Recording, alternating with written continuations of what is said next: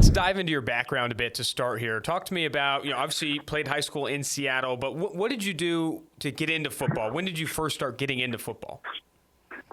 Yeah, I started playing football when I was 5 years old, and officially started. But I think since I was born, I always had a football in my hand, and that was just kind of a part of who I was, from the moment I was on this earth. So I started playing officially when I was 5.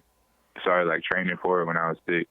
I would work out and run in the off season when I was 6 years old, and really just kind of going from there. I always wanted to be in the NFL. That's always been my lifelong goal, is to finally get to the league and play professionally. So growing up, that's kind of my main focus. I played a lot of basketball too growing up. Just when I would get bored, I would go out and hoop. And so I kind of fell in love with basketball as well, but football is always my main focus. And then, decided to stay home in Washington, really just because my relationship with the coaching staff was on another level from everyone else. I love USC, I love Oklahoma, but the relationship I had with the tight ends coach, specifically Coach Pow at UW, was ultimately the reason why I ended up going there. And then, I think I had a decent career there. Definitely injuries were something I had to deal with and get through and learn from. But I think I grew a lot from that whole time, just spending off the field, because that's really the first time in my life that I had to take time off the field. And it was kind of forced on me, but I think it ended up being really good for me. And then, overall, that was a great experience too. Yeah. Well, let's rewind back a little bit there. What positions were you playing growing up? I know you probably could have played anything at 6 years old, especially if you're doing training in the off season at 6 years old. I'll tell you right now, I was not doing that. But what positions were you playing early on? I'm sure it wasn't always tight end. No, I actually played running back up until my sophomore year in high school. So from 5 years old until I think 16, I was playing running back, and I was in the backfield. And I'd be watching film on Walter Payton and Eric Dickerson and old heads like that, and kind of emulate my game after that. Mm-hmm. And then, really once I got to high school, moved to receiver my sophomore year, and I was playing out at X, out wide. And so I had a lot of fun there and kind of learned how to get off the line against corners and kind of play different people on the field.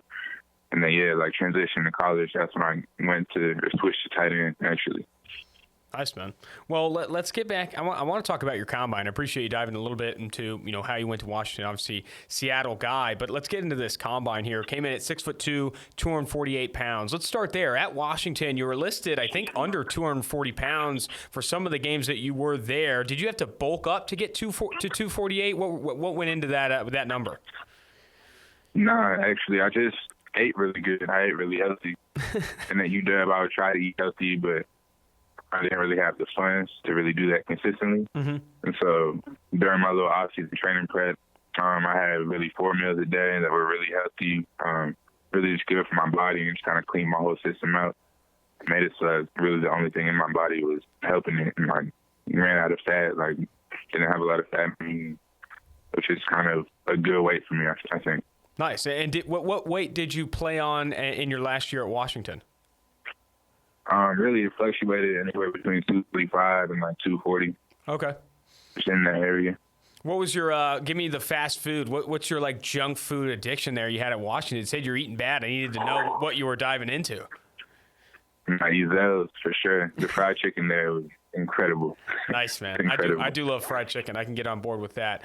So 248 pounds, a good weight for an NFL tight end. You came in, ran a 4.74 40-yard dash, 32.5-inch vertical, 115-inch broad. How do you feel like you did in those 3 drills right there, those explosive drills? I do think a lot of weight and a lot of value gets placed in those drills. Were those good numbers for you? Did you get better? Were you better in testing before that? Where did you feel like you landed there? Yeah, I'm not particularly happy with those numbers.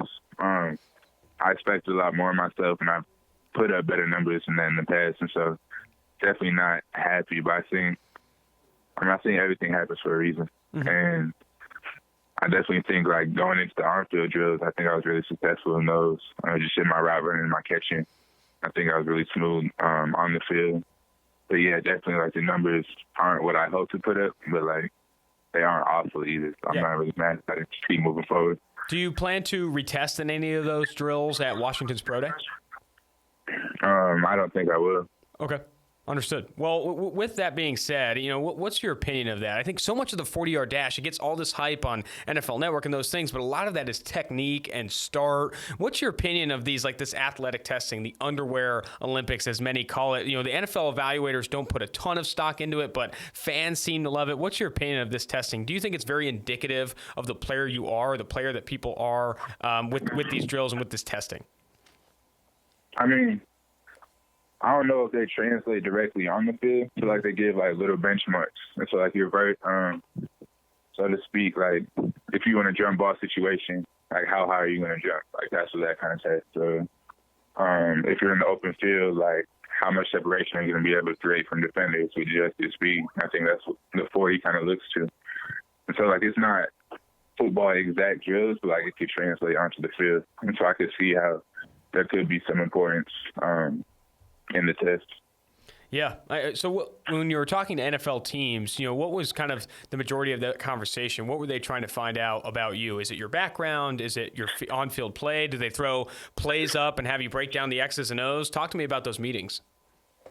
Yeah, really, they did all of that. So, like, a lot of them try to get my background first to kind of figure out where I came from or why I play football. And then, kind of dove into the football side of it. So they'll throw up coverages or different defensive fronts and asked me, like, what play I would run against that, like how I would fit up this DN if he was in a 9-tech, or if I would take the middle of the field, if it's a too high or cover 4. Just kind of, like, really pick my brain and just talk ball. And that's one thing I really enjoyed about the Combine.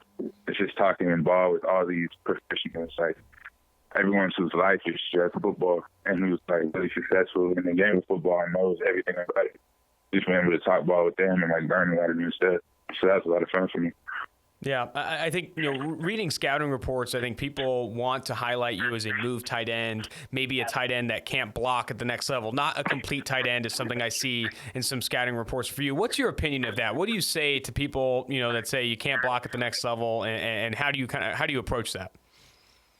I mean, really, I don't pay a lot of, like, attention to what people say about me, but I think what I put on tape shows that I can do it. And that's one thing I'm really focusing on coming into really my rookie season, is being a 3-down player and showing I can do every little aspect that a tight end has to do on the field. And I want to be an extremely versatile player. And so I think me being able to block like I want to and like I know I can, that's going to be big for what I want to do and my goals as a player. So that's definitely, like, one big goal I have moving forward, just getting my technique right in the blocking side of things. Yeah. What do you think, and this might be a tough question, but what do you think really separates you from the rest of this tight end class? What makes you the best tight end in the NFL draft? I think it's my versatility, but how much I could do. You could put me out wide or in the slot. I could be attached at the wing, or I could line up in the back to the fullback or running back.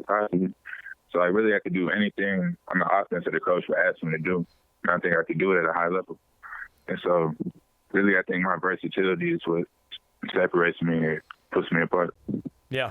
I'd love to talk more about preparation and what you do in a given game week to kind of prepare for each game. You talk to a lot of, prospects. They say, they value film evaluation and those things. What are you doing in a given game week to prepare for a game? Is it an opponent study? Do you watch a lot of your own film? I would love to hear more about that. Yeah, definitely. So at UW, we had a new install every week, just kind of game plan for the team that we're going to be playing. And so really usually on Sundays, I would dive into the game plan and kind of get a hold of that before the install meetings on Mondays.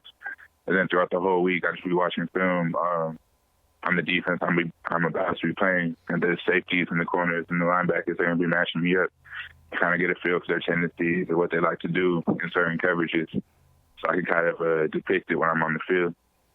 And then really just look for weaknesses in their game, like anything they got beat at before, so I can add that to my game for that week and kind of beat them with the same thing that they've already been beaten with. Nice. So really all aspects of preparation go into it. It's like film study or install, really walkthroughs. We did a lot of walkthroughs of the offense, just because our offense was more, I felt like just more advanced. There was a lot going on in the offense. And so everyone had to be on the same page. And so a lot of time went into just making sure that everyone knew it 100%. We could play fast without thinking. And then, yeah, so that's how we were prepared. Do you watch tape of any players in the NFL and try and take things from their game to kind of put in your own? Yeah, I watch personally Delaney Walker, Evan Ingram, and George Kittle, kind of all three of those, and see how dominant they are in their own aspects of the game. And I like how aggressive Kittle is and how strong he is at the point of attack, and really like with the ball in his hands too. Like he's tough. And I feel like I like to think I'm the same way. Like I'm decently tough to bring down, and then how explosive Ingram is. Now he can do a lot just with his speed, and then after he gets the ball in his hands, it's his speed and his athleticism. And then how just versatile Delaney Walker is. Like he can do everything you ask him to do at the tight end position, and we're the same size. And so I take a lot of pride just watching him and learning how he does it, because really he's an excellent player. He's a great player. So just watching all of them. I want to finish with this one, Hunter. I think with the tight end position, it's one of those roles on an NFL offense that requires you to do so many things. You have to block, run routes, play after the catch, contested catch situations, red zone.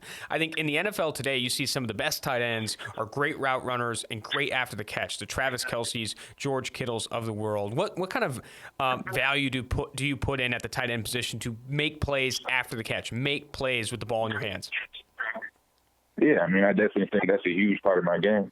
And I think playing running back since I was 5 years old really helps me with that. It's like when I'm in the open field with the ball, like it feels natural to me. Like I love making people miss. I love breaking tackles, stiff arming catch. Like when I have the ball in my hands in the open field, I think that's one of the biggest parts of my game. It's what I can do after the catch.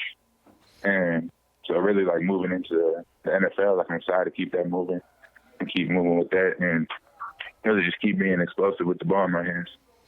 Well, I really appreciate you coming on the 2-for-1 Drafts podcast. You are a fantastic individual, and I really do wish you the best of luck moving forward. I hope you do become the best tight end in the NFL draft. Like I said, best of luck moving forward, Hunter.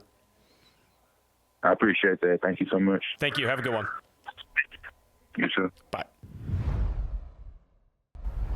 You want to get rid of me and get back to more great PFF YouTube content? All you have to do is push that button right there and subscribe. Thanks for watching.